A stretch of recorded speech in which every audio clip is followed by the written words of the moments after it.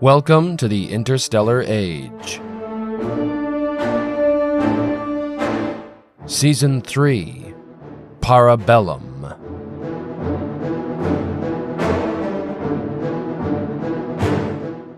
Episode 7, The Sukat Incident, 2374.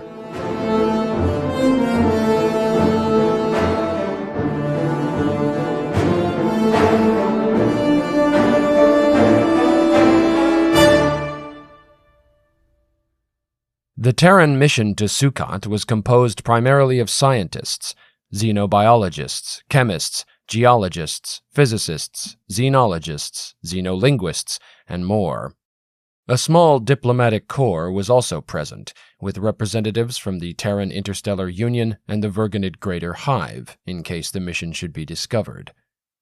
A single TDF liaison officer was assigned to assess the Sukatans' military capabilities and international situation. Other than him, there was no military or security detachment at all. The technological disparity between the Terrans and the Sukatans was so vast that the plan in case of aggression was simply to retreat via star drive. The crew of the one ship which managed to escape described arriving without incident about 1 light hour from the inhabited world. The expedition remained under stealth for 2 hours, observing the planet for any signs that they might have been detected. Just as they were preparing to launch the planned messenger drone back to base, 4 Ciphers space platforms appeared, a mere handful of kilometers away. The crews panicked, charged their star drives for an emergency escape. The Ciphers opened fire, low-powered shots at the ship's engines. 2 of the expedition craft were disabled, while the third was only winged. That ship, the Vaughn, managed to engage her star drive just as the Ciphers were moving in to board her sister ships. The Vaughn made a stop in deep space a light year from Sukat. Several of the crew had died of radiation poisoning, and a number of repairs had to be made to ensure the ship wouldn't fly apart on her way back to the joint TIU-UCC way station at Anson Point. Even once repairs were completed, the Vaughn could only manage half speed. They had already been declared overdue by the time they limped back into port a week later. The news they brought sent the Alliance into a flurry of activity. Allied Joint Command mobilized all available space forces, in case a full-scale Cipher attack was following on the Vaughn's heels. Given the scale of the mobilization, it was impossible to hide from the public. The Allied governments released a joint statement on the incident, saying only that 2 civilian ships were apparently captured by the Ciphers in the Sukat system. The mobilization was being conducted as a precaution only. Until they could find more answers, they urged their publics not to panic or jump to conclusions. A full-scale panic did not break out, yet, but there were protests, rallies, and riots. These represented a range of reactions, from fear to anger to relief that decades of waiting to find out whether the Ciphers would notice humanity again were finally over. But across human space, most people seemed willing to wait a little longer and see if the Alliance's measures could keep them safe as well as get them some answers. But what measures should the Alliance take? Provided the Ciphers did not simplify the issue by invading, the question was not an easy one to answer. Taking no action might help resolve the crisis if the Ciphers were uninterested in pushing things further. Or it might precipitate an invasion if the machines misinterpreted the scientific expedition as an attack. A diplomatic mission might resolve tensions, or it might simply be captured itself, since there was still no reliable way to communicate with the Ciphers. Similarly, an immediate military response in Sukat would likely precipitate a wider war. Or it could preempt one, preventing escalation by showing resolve. In any case, a decision would have to be made quickly. AJC had convened at Hyperion after receiving the Vaughn's report. Now, foreign and chief ministers from all 4 major governments joined the Command Council to coordinate a response. While they were in transit, recon drones were sent to Sukat to gather more information. These drones were similar in design to the stealth platforms which had been observing known Cipher systems for the last 25 years. The drones used light delay reconnaissance to watch the capture of the expedition ships from several light weeks' distance. At that range, their resolution was minimal, but combining that long-range data with the recordings from the Vaughn created a clearer picture of the incident. Unfortunately, this picture only raised more questions. The Cipher ships had been operating under some previously unknown high-efficiency stealth system, rendering them invisible to sensors and visuals, including methods developed to see through Cipher stealth during the war. Given the perfect ambush and the preparation time this had likely given them, it seemed unlikely that the infamously precise Ciphers had simply failed to hit the Vaughn's engines. That raised the possibility that they had allowed the ship to escape. But why? So the Allies would find out about the attack and have a chance to communicate? As a test? As a taunt? In any case, the whole Sukat system might be full of Cipher ships under stealth. The small amount of close-in data the Vaughn had managed to collect before being attacked supported this assumption. The Ciphers appeared to be completely integrated with the Sukatan civilization, so seamlessly that their presence had not been detected from a distance. Even more surprising, there was no evidence of coercion in the relationship. If anything, the Sukatans seemed to be in the dominant position. What did this mean? Were the Ciphers posing as servants, or was this a symbiotic relationship? Based in part on this data, AJC decided to send a diplomatic mission to Sukat as a first step. Representatives from each allied government, all of them volunteers, would proceed to the system in 2 ships. Their mission would be to establish contact with the Ciphers and the Sukatans, secure the release of the scientists if they were still alive, and avoid further hostilities. A powerful squadron of Terran Defense Fleet and Free World's Navy warships would wait in deep space to jump in case this effort should fail. The diplomatic expedition arrived in June 2374. They immediately broadcasted on all known frequencies, using all known media, everything the Allies had learned from captured Ciphers after the war. The transmission included mathematical representations of hydrogen, water, oxygen, and Planck's constant, as well as messages of peace and parley in all human and Virganid languages. This time, the Ciphers didn't bother to hide, nor did they respond. A dozen platforms appeared within minutes of the expedition's arrival, standing 1,000 kilometers off, watching. After 2 days of failed attempts to communicate, the mission reached out directly to the Sukatans, receiving no reply from them either. But perhaps that effort changed the Ciphers' calculations. The following day, the expedition finally received a response, though not the one they had been expecting. The recorded message they received showed most of the members of the original scientific expedition, seated and standing in a nondescript room. In the foreground was Dr. Vannevar Toll, the expedition's leader. He was the only one to speak. Dr. Toll claimed that the incident was all the result of a misunderstanding.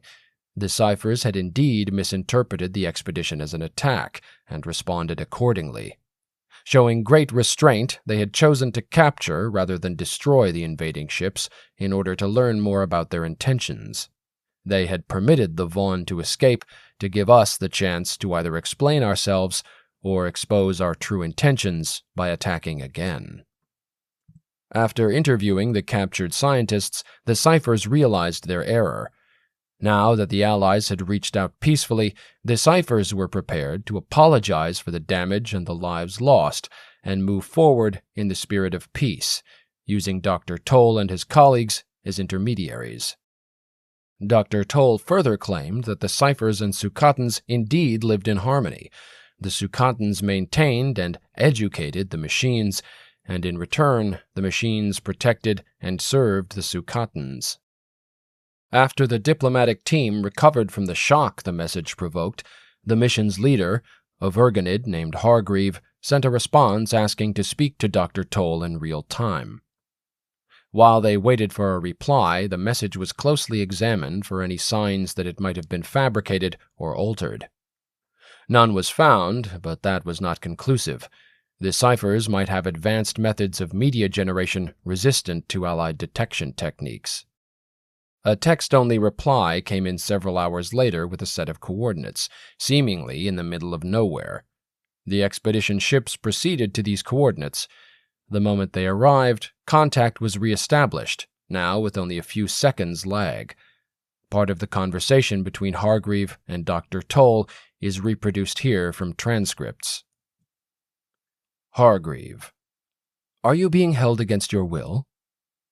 Dr. Toll: Of course not. We're guests. We're free to leave whenever we choose. We want to stay.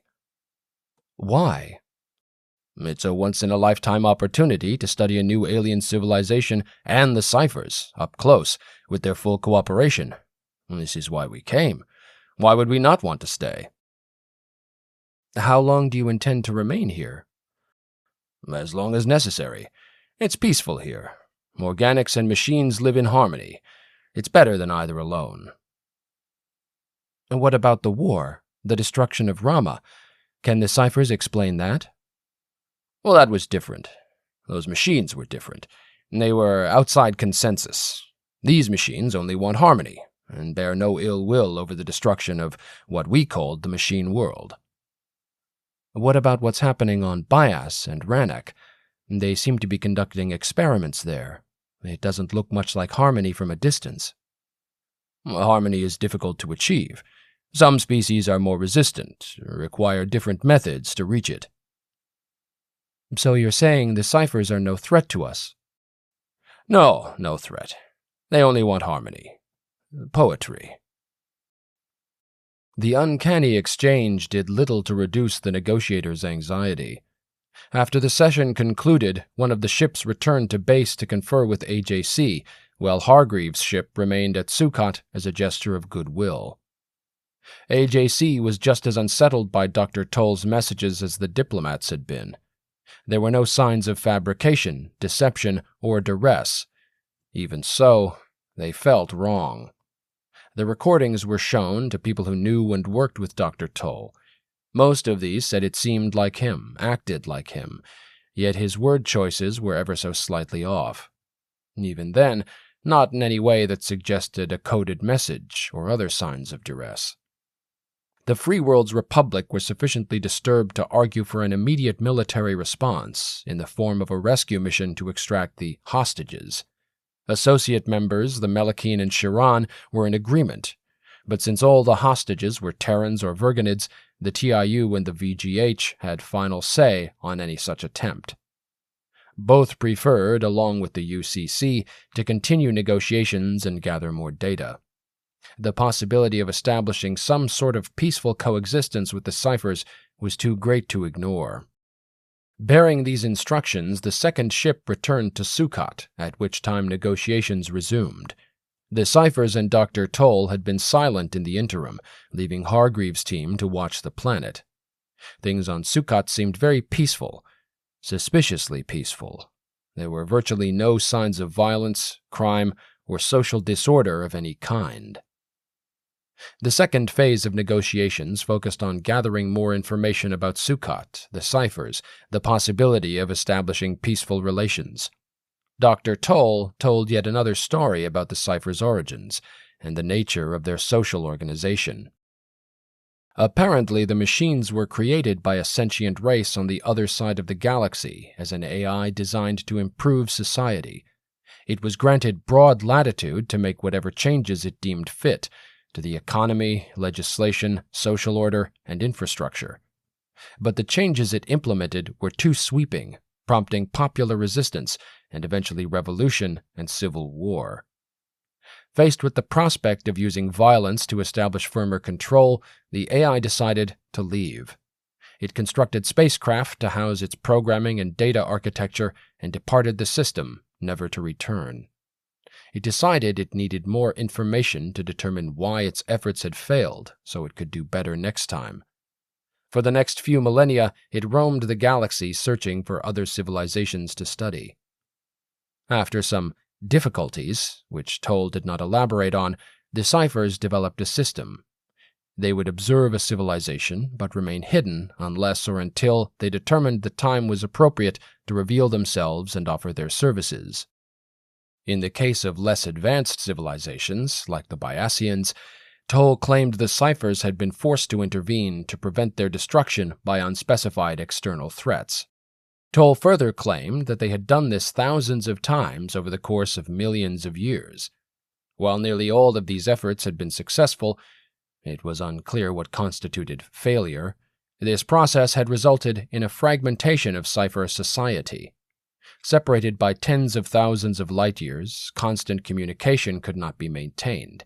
Different factions of Ciphers emerged, which over eons developed different interpretations of their primary mission. The faction observing humanity apparently decided that we would become a threat. The deal they made with the corporate worlds was a test of that theory, which we failed. The resulting war was indeed an effort to either exterminate humanity or degrade our civilization to a more manageable level. The other Cipher factions did not approve of these extreme measures, but there was no history of such an intense internal division among the Ciphers, no way for them to resolve such a core dispute. Once the faction in question was destroyed at the end of the war, the others determined that the situation had been resolved. They jointly decided to keep humans under long-range observation to avoid antagonizing us. Once we had a few centuries to calm down, they hoped they would be able to make peaceful contact with us again. The science mission's arrival at Sukat had led the Ciphers to fear that instead humanity had come seeking revenge. Hargreave again inquired about the apparent mistreatment of Biasians and Ranakeen by the Ciphers. Toll reiterated that much of this was misinterpretation, then added that it was the work of still another Cipher faction, whose methods differed from those of the Sukat faction. Even if true, this raised distressing questions about the potential threat from rogue Ciphers in the future. Nevertheless, aside from a few strange inconsistencies, which might simply be the result of mistranslation on Dr. Toll's part, the picture being painted was reassuring. So was the offer Toll presented on behalf of the Ciphers. The machines had no wish to impose their system of symbiosis on humanity and the Vergonids if the organics did not wish it. By all appearances, he said, humans and Vergonids already had a fairly symbiotic relationship with technology, and the relatively rudimentary AIs we had designed ourselves. The consensus was that there was little danger of that relationship spiraling out of control. Furthermore, the Alliance had already proved capable of defending itself against a Cipher invasion. That being the case, the approach the Ciphers wished to take was one of limited engagement. Diplomatic contacts could be maintained to avoid further misunderstandings, and perhaps over time a closer relationship could grow. Perhaps humans might even one day request symbiosis, as Dr. Toll and his team apparently had. But the machines were in no rush. This all sounded well and good to the Allied negotiators, even if some remained unsettled by the uncanniness of Dr. Toll's manner. Nonetheless, Hargreave made a conditional recommendation to AJC that the offer should be accepted, pending in-person talks with Dr. Toll's team and a Cipher platform. But when these talks were requested, Dr. Toll declined. He cited fears of contagion. Apparently, the team had been treated for diseases picked up from the Sukatans during their stay, which might have become serious. Some further precautions would have to be taken to avoid an outbreak, but no timeline for the completion of these precautions was given. During this pause, cautious optimism gave way to deep suspicion when the most recent conversations were examined more closely. In the recordings, the cast of scientists behind Dr. Toll changed from day to day.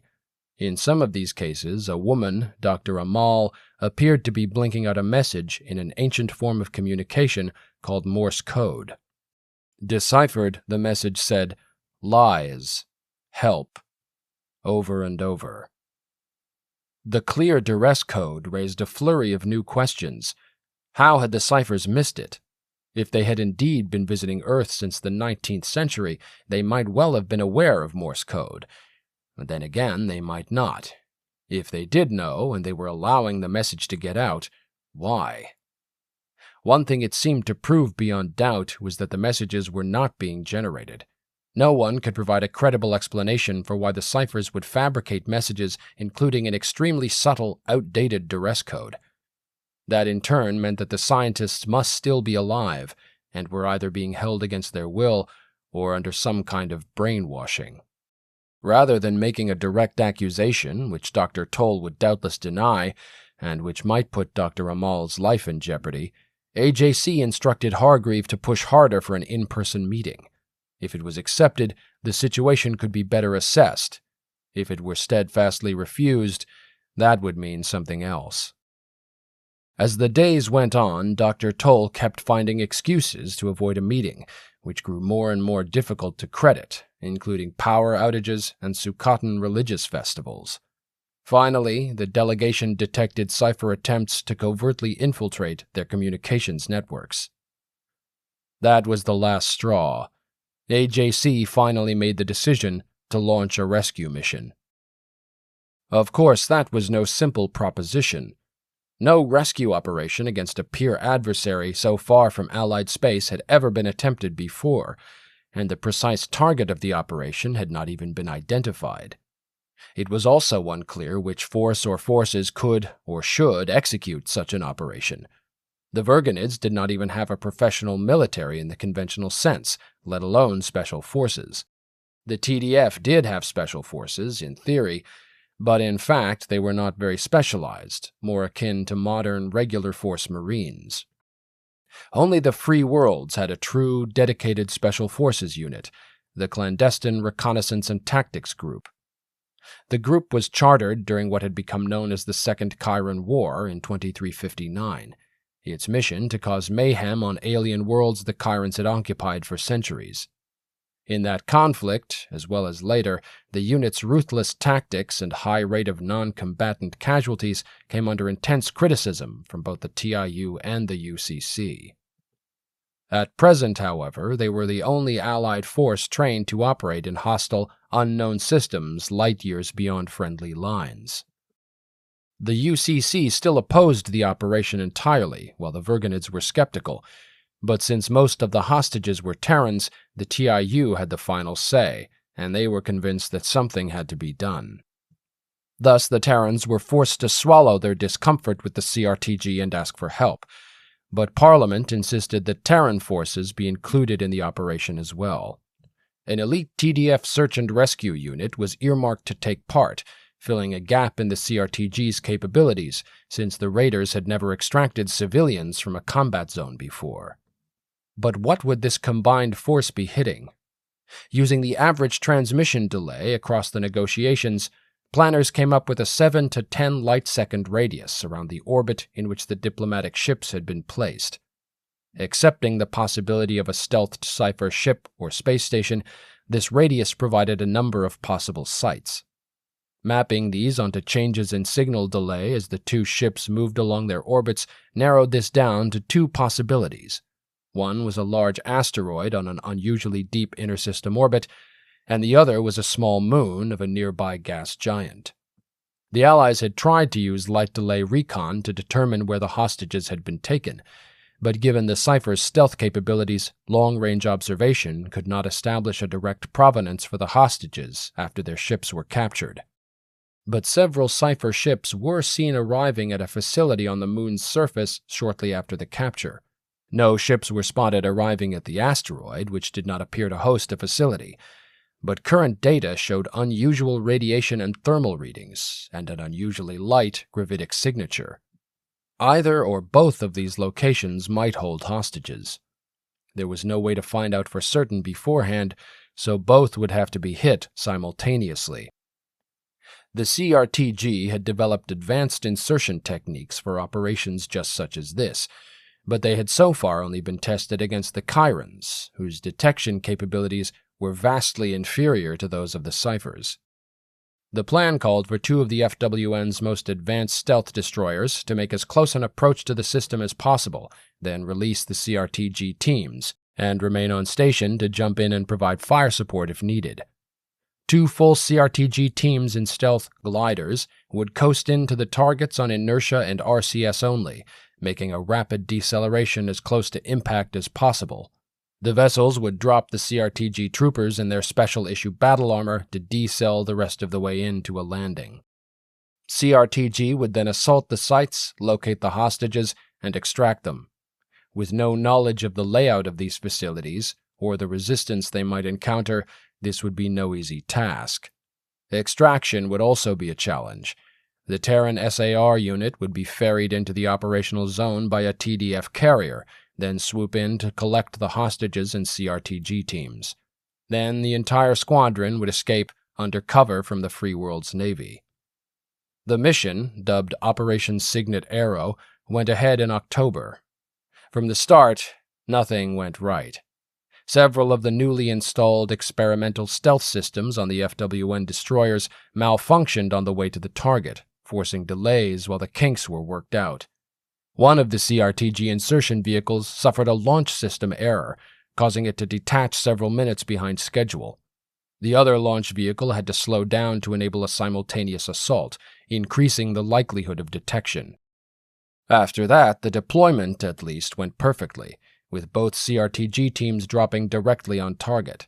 Team Alpha on the asteroid had difficulty finding an entrance, after the one they had intended to hit and the backup both proved to be false identifications. Team Beta, assaulting the Moon, ran into heavy resistance the moment their breach was made, taking fire from previously unknown Cipher ground combat platforms. The operators tried to fight their way deeper into the facility, but within 15 minutes, all contact was lost with the team. Alpha met comparatively lighter resistance, but still took losses as they advanced. The troopers located a number of hostages held deeper inside the asteroid, whom they attempted to extract. But the hostages resisted, some violently. CRTG were only able to extract a half-dozen of the more compliant scientists without compromising their combat effectiveness, and withdrew to the surface to await extraction. There, the final disaster occurred. The carrier Philippine Sea and the two FWN destroyers, Adamant and Rapier, swooped in to launch the SAR team and cover the rescue. The squadron was immediately attacked by Cipher ships. Philippine Sea was destroyed by a direct UREB shot, along with the Rapier and much of the SAR squadron. Only one SAR craft was able to land, collect the hostages, and withdraw. Adamant covered the craft's escape via star drive before falling to Cipher fire. The surviving CRTG troopers were left on the asteroid to be killed or captured, with no means of effecting their escape. The diplomatic teams had been withdrawn immediately following the start of the operation. Their ships had to be rerouted to pick up the short-ranged SAR craft, whose emergency star drive had left it stranded in deep space.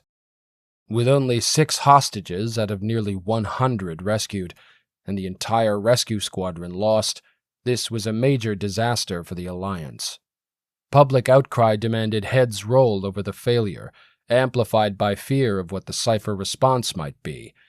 But AJC waited to assign blame until a full debrief could shed light on the debacle. The survivors, including Dr. Amal, told of how they had been captured, kept in strange, sterile environments, interacted with by small Cipher platforms. Individuals would be taken away and return different, compliant, happy to be there rather than terrified. It was unclear whether they had been brainwashed, had neural implants forcibly installed, or if they had been replaced by some kind of simulacra. Only a handful of the hostages, including the escapees, were never taken away. Why these had never been altered was also unclear. Other than these removals, the hostages had not been specifically mistreated, but several who openly resisted were killed, in some cases by the altered expedition members.